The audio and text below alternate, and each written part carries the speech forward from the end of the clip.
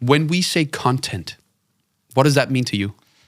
To me, it primarily means learnings. So I look at content daily, like most of us here, right? But I believe ultimately it's about learning, and good content is about learning. Okay. I also think about communications, getting a message through from A to B, and the art thereof. And good content is supposed to ultimately give a message from point A to point B in the best possible way. Yeah. And within content, you have a ton of tools you can play around with. I mean, my favorite is definitely video, and we'll talk probably a lot about that in this session. But there's a lot of tools and tricks within your toolbox to do great content. For sure. Yeah. And I really like that answer. And we actually got, when recording this earlier today, we did a podcast as well. So that's in another episode.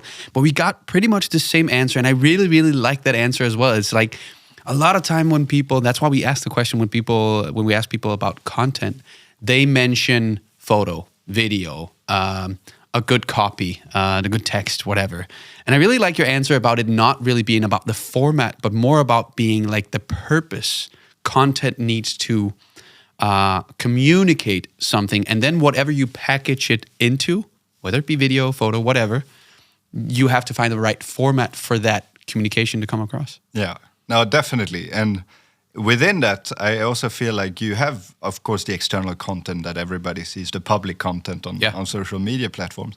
But as important would be internal content within a company, or the way you communicate with your coworkers, your customers, your partners. Yeah.